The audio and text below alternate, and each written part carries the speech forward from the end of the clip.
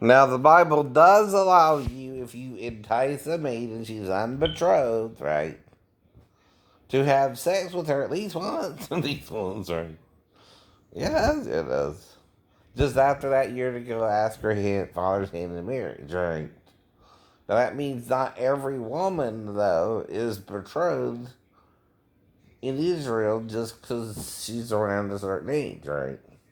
Just like today, though, women can get married with or without their father's blessing, by the way, right? If they really love a man, too, right? You've heard of that, right? The elopement, right? Well, you can do that, too, right?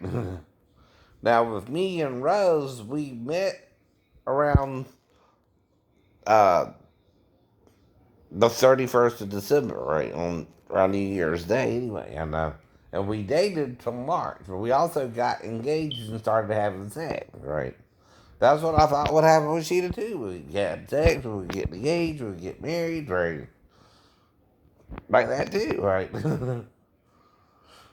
I didn't just have sex with Sheeta to dump her, but I don't know what happened to piss her off either, right?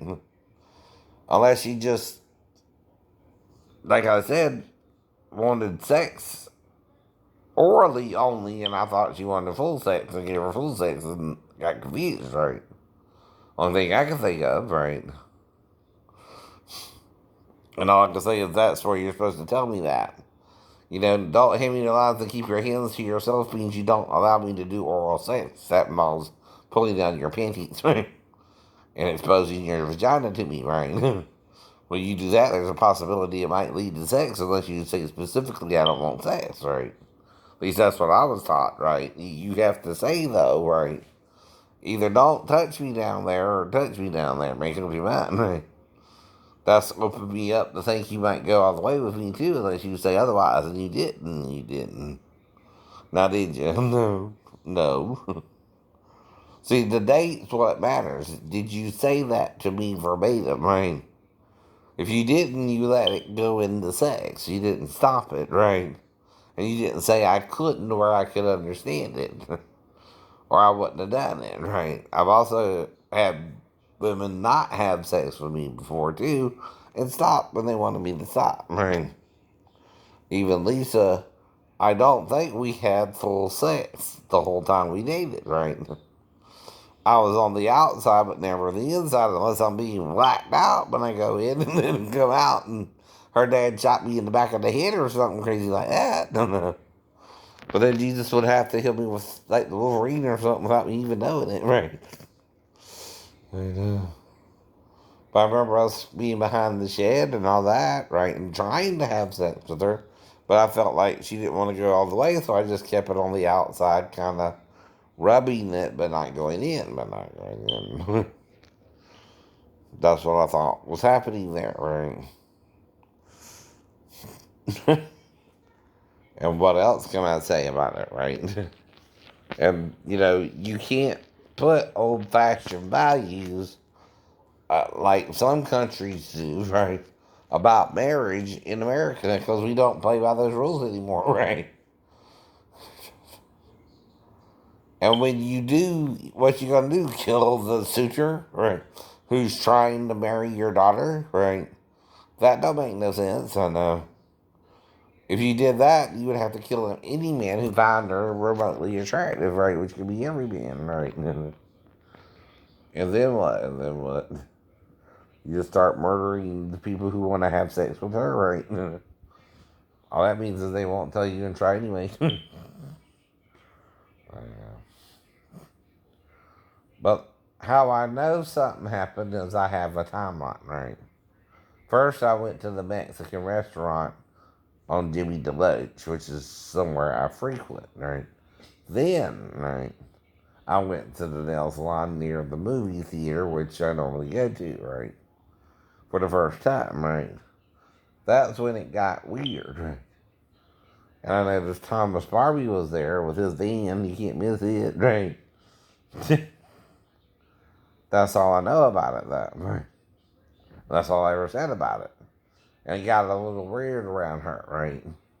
But the girl said she was 37 years old when I asked her certain questions, right? Right?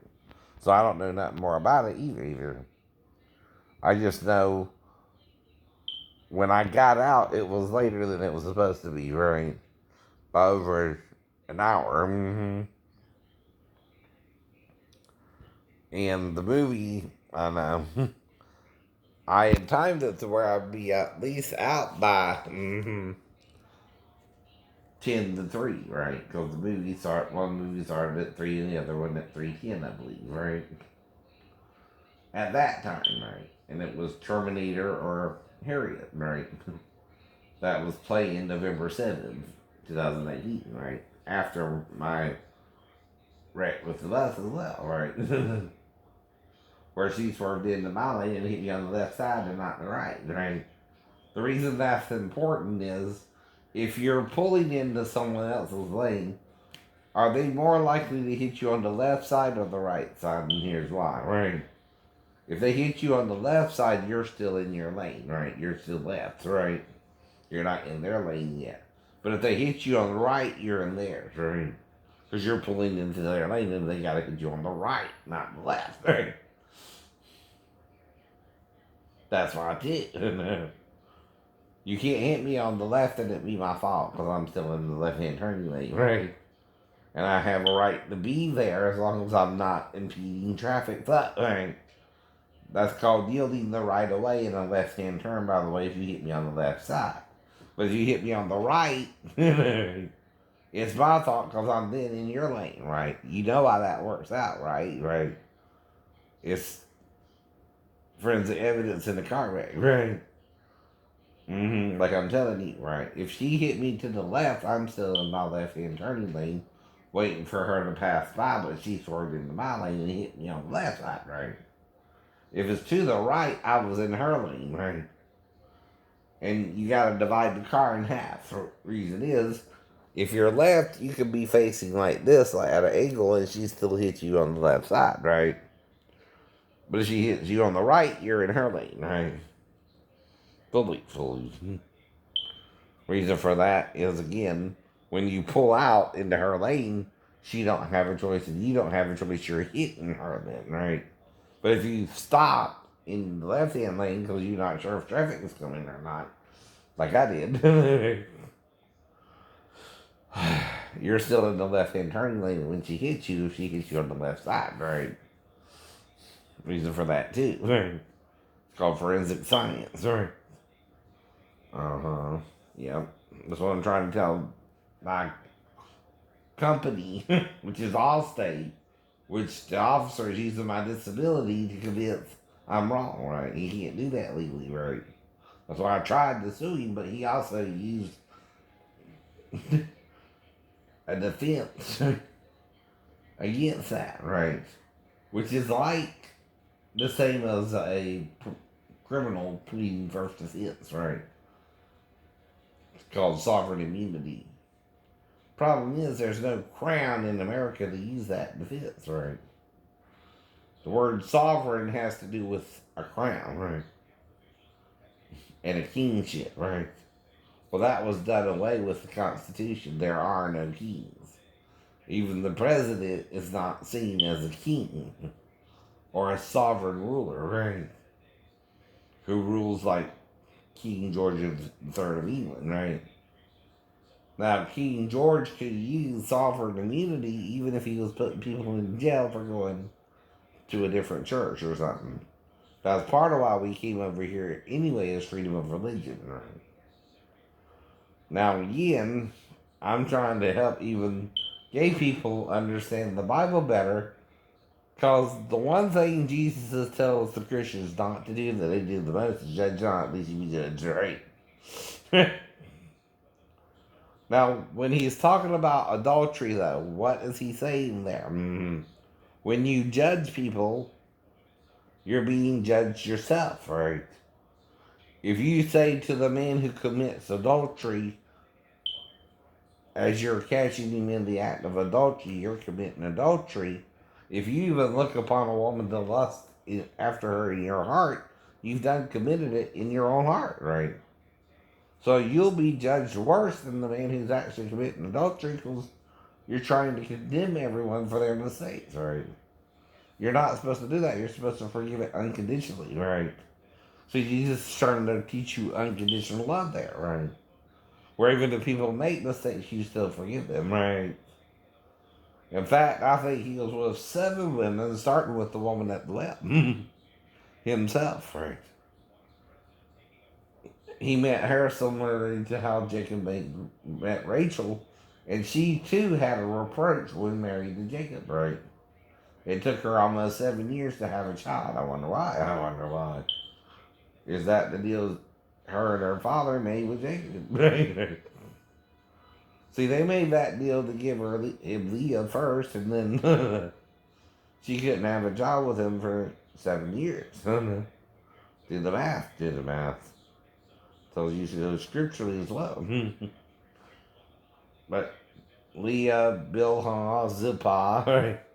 Everyone else is buried but Rachel. Right? Until she has Joseph, right? And then she has a problem with Benjamin, right? And dies in childbirth. But she also stole her father's idol, right? Which, again, they both said whoever took the idol let him die, right? Well, she died, right? Mm-hmm. Is that walking by faith, not by sight, too, right? To understand why did she die? Well, she stole the idol. She wasn't supposed to. She lied to her dad about being on her period as well. To hide the idol from him, right? And she still kept the idol. Mm-hmm.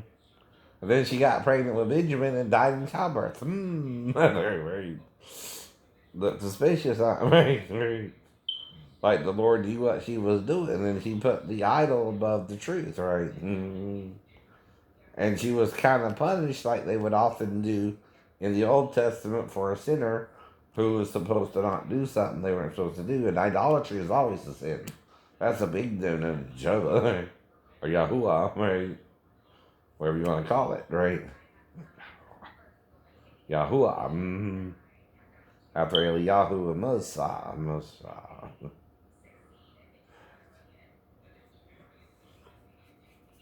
This is why you're confused, right? Elijah's running from a woman, not a man. I mean, he's facing Ahab, right? Right. But running from Jezebel, right? Because of the divine name, right? Being that it's feminine, right? Any name that ends in an H or word, right, that's a noun, right, is usually feminine, right, in the Hebrew. Even the word for chest, which is chazah, it's feminine in its ending, even though for a male, right? Uh-oh. And shadim is masculine, even though for 2 breasts of a woman, right? So you got a lot of things wrong when you're misinterpreting the Bible at the wazoo, Christians today, right? You're not even understanding all this, right? You're not even teaching this to me. I'm learning it on my own by going out like Paul did from among you and reading the Bible on my own, right? That's how I'm learning all this, right? And you're wrong, Perry Stone. A lot of things you think you know, you don't even have a clue, right? You're not even close to God, right? You're worshiping Baal, a male deity in place of Baal, right? And calling him Jehovah, right? And even then, the is what makes it feminine and masculine. And that's why you're confused. In fact, if you read it backwards, it's more obvious who he calls HWHY is it backwards, right? Which only who he really fits, right? A God. Who is one in Christ Jesus, the male and female, the Jew and Gentile, the bond and free, right? We're all one in Christ Jesus. But you don't want to apply it literally, right? More metaphorically, and the trees in the garden were all men. Some of them were angels, some of them were angels. One was Jesus himself, the tree of life, and one was Satan himself, the tree of knowledge of good and evil, right? And he gave us through sex the knowledge of good and evil, by including anal, dummy. Not that that was the sin that couldn't be forgiven, right? The sin that couldn't be forgiven is condemning it to death, right? The sin he did with Satan, right? And that's why he died in the day he ate there, although it took 930 years for him to actually die, right? That's also the grace of the Lord. By him not knowing it was really a human being, right? And not a literal tree, he still lived so long, right? In the day he ate thereof, right? Now, we don't even know if that's a full day to God either. That's just, he died within 1,000 years of time, right? According to his sin in the seventh day, according to the reading of the book itself, right? In chapter 2 and 3, right? All this is happening, though, on the seventh day, right? Not the sixth. However long it was, they made it through the whole sixth day, right? Be it 1,000 or more years, right? And the reason I say that is John talks of 10 days, which can be as much as 10,000 years, right? In the book of Revelations, right? That's how long the tribulation period is supposed to be, right? At least 10,000 years, right? Well, we still got another 4 Christians, right? And you can't cut it in half, and here's why. If 24 hours is a normal day, right, in the earth, right, and that's an hour, right, of time for each 24-hour time, right, it could be the same the same in heaven, but 1,000 years for an hour, right? And half an hour is 500 years, right? And anyway, 24,000 years is really a day. Mm-hmm. Well, 10,000 is it cut in half, minus 2. Minus 2. 2, 2. That's why. That's why. I think John knew what he was saying.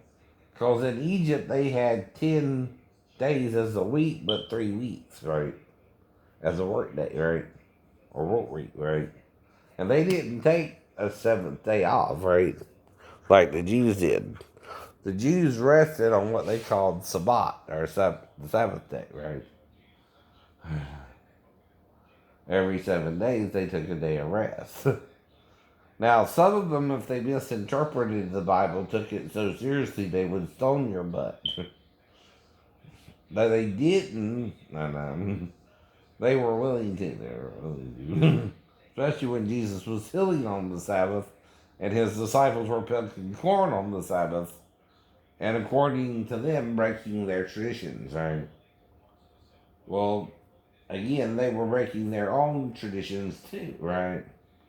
Jesus pointed out how they were not taking care of their elderly like they were supposed to, in that the son was supposed to take care of the mother and father when he got older, right? And kind of like a nursing home, take care of them until they passed away, right? Well, now we just stick them in the nursing home and forget about them, right? Don't even visit them anymore, and then, right, there they are, there they are. All right. That's what he needs, that's what he needs. You're supposed to take care of them and honor them as they were aging, as you were taken care of by them as a child yourself, right?